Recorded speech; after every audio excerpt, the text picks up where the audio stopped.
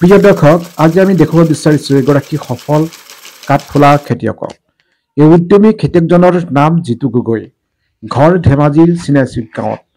এওঁৰ ঘৰৰ ওচৰতে আছে ধেমাজি ৰেলৱে ষ্টেচনটো। শিক্ষিত যুৱক জিতু গগৈয়ে ইয়াৰ পূৰ্বে কৰিছিল শাক পাচলিৰ ব্যৱসায়। কিন্তু এদিন কাঠফুলাৰ খেতিৰ ওপৰত প্ৰশিক্ষণ গ্ৰহণ কৰি নিজৰ ঘৰতে আৰম্ভ কৰিলে এই কাঠফুলা ব্যৱসায়। নাম দিলে Jitu Gogoi organic mushroom cultivation farm. কেইবাবছৰৰ পৰা এই কাঠফুলাৰ ব্যৱসায়ৰ লগত তেওঁ জড়িত হৈ আহিছিল যদিও এই ব্যৱসায়টো সম্পূৰ্ণ বৈজ্ঞানিক পদ্ধতিৰে ব্যৱসায় ভিত্তিত কৰা তেওঁ এতিয়া 8 বছৰ সম্পূৰ্ণ হৈছে। অৱশ্যে প্ৰথমে কাঠফুলাৰ বজাৰৰ বাবে যথেষ্ট অসুবিধাৰ সন্মুখীন হৈছিল। নিজে সজাগতা সৃষ্টি কৰি বহু লোকক বিনামূলীয়াকৈ কাঠফুলা খাবলৈ দিছিল। এতিয়া সেই অসুবিধা আঁতৰিছে। বৰ্তমান 1600টা চিলিণ্ডাৰত উৎপাদিত কাঠফুলা বিক্ৰী কৰি মাহে উপাৰ্জন কৰে 40,000 পৰা 60,000 টকা পৰ্যন্ত। শেহতীয়াকৈ কাঠফুলাৰ পৰা প্ৰস্তুত কৰিছে তেওঁ উৎকৃষ্ট মানদণ্ডৰ আচাৰ আৰু বিস্কুট। এই সকলোবোৰ কথা তেওঁৰ মুখেৰে শুনোৱা হওক।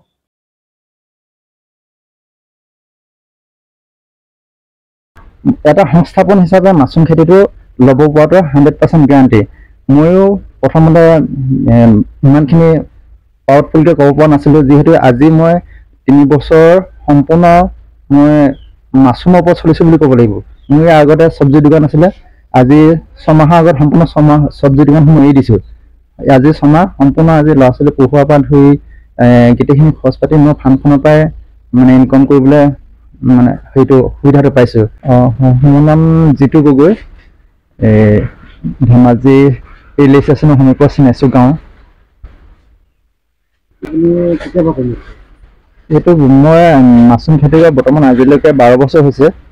12 বছৰৰ ভিতৰত মই 8 বছৰ ব্যৱসায় ভিত্তিত কৰা 8 বছৰ হৈছে আৰু এইটো প্ৰথমতে মই বস্তুটো তিনিচুকীয়া ডুমডুমান মই লৈছিলোগৈ প্ৰশিক্ষণ লৈ আহি তাৰ পৰা আৰম্ভ কৰিলোঁ।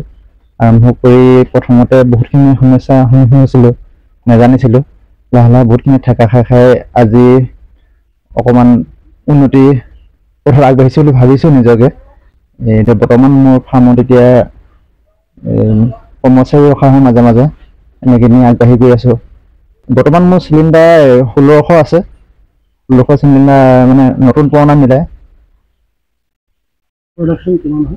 প্ৰডাকশ্যন আজি এমাহ 1.5 মাহমান আগতে প্ৰায় daily 15 KG 12 KG 10 KG 20 KG তেনেকৈ হৈ আছিলে। এতিয়া বৰ্তমান এইখিনি অলপ প্ৰডাকশ্যনটো কমিছে গৰমৰ কাৰণে। এতিয়া আকৌ নতুনকৈ কৰা হৈছে, নতুন চিট আনি পিনে পাৰ কেজি 200 টকা বিক্ৰী হয়। প্ৰথম আৰম্ভণিৰ পৰাই 200 টকা আৰু আজিও 200 টকীয়া হৈ আছে। মাহটোত প্ৰডাকশ্যন বুলি ক'লে এতিয়া বৰ্তমান কমিছে বাৰু, সেইটো কৈছোঁ। বৰ্তমান এতিয়া মাহত মোৰ প্ৰায় 40-45 হাজাৰ টকা ইনকম হৈছে। কিন্তু আগতে আজি 1.5 মাহ 2 মাহৰ আগত প্ৰায় 60,000 মান টকাকৈ পাইছিলোঁ মাহত। যে দিনটো লাগি থাকোঁ, ফাৰ্মখনৰ বাহিৰে বেলেগ কাম নাই মোৰ। সম্পূৰ্ণ মাছৰুম ফাৰ্মতে দিনটো টাইম দিয়া হয়। প্ৰথমতে বজাৰটোৰ কাৰণে সমস্যা হৈছিলে অলপ। বহুত মানুহক ফ্ৰীকৈ খুৱাবলগীয়া হৈছিলে, মানুহৰ এৱাৰনেছ কৰিবলগীয়া হৈছিলে। এৱাৰনেছ কৰোঁতে মই প্ৰায় মানুহক ফ্ৰীকৈ খুৱাই আছিলোঁ।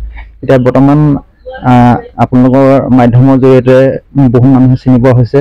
এনেকৈ নি মই এতিয়া ঢকুৱাখানা ঘিলামৰ পৰা ধৰি এইফালে একেবাৰে জোনাইলৈকে কাষ্টমাৰ মাছৰুম বিচাৰে। আমাৰ ধেমাজি ডিষ্ট্ৰিক্টতো প্ৰায় আজিকালি খোৱা মানুহ ওলাইছে। আৰু তেনেকৈ নি যদি পাৰ ডে 20 কেজি ওপৰ হৈ যায়, তেতিয়া আমি ওচৰতে ধৰক পাচিঘাটলৈ পঠিওৱা অকণমান ব্যৱস্থা আছে, তালৈ পঠিওৱা হয় মাজে মাজে। এনেকৈ নি আৰু ড্ৰাই কৰা হয়। ড্ৰাই কৰি পিনে আমি অলপ বিক্ৰী কৰা হয়। ড্ৰাই কৰি এতিয়া বৰ্তমান কি কৰিছোঁ, এনেই মাছৰুমৰ বিস্কুট বনাবলৈ প্ৰস্তুতি চলোৱা হৈছে, মানে চলাই আছোঁ। আৰু বৰ্তমান দোকানত দিয়া হৈছেগৈ, কাৰণে কাষ্টমাৰ যিমানখিনি সহায় পাওঁ নাজানো। আৰু মাছৰুমৰ আচাৰ বনাইছোঁ, মাছৰুম কিং চিলি আচাৰ বনাইছোঁ। এনেকৈ নি আগবাঢ়িব চেষ্টা চলাইছোঁ। আৰু মাছৰুমৰ কি হয় বেনিফিট বুলি ক'লে বহুতখিনি। মাছৰুমক মানে মাংস হিচাপে ব্যৱহাৰ কৰিব পাৰে। সেইকাৰণে মই সকলোকে আহ্বান জনাওঁ যে আজিকালি বৈজ্ঞানিক পদ্ধতিৰে বহুতে মাছৰুমৰ ফাৰ্ম খুলিছে। তেওঁলোকৰ পৰা মাছৰুম কিনি খাওক, নিৰ্ভয়ে খাওক। 100% নিৰ্ভয়ে খাব পাৰিব, কোনো ভয় ভাৱ নাথাকে। কিন্তু যিবিলাক মানে প্ৰাকৃতিকভাৱে জংঘলত ওলায় সেইবিলাক খাবলৈ বেছি তেল বুলি মানুহবিলাকে সেইবিলাক খাবলৈ বেছি ইচ্ছা কৰে। গতিকে সেইখিনিৰ পৰা আপোনালোকে আঁতৰি আহক।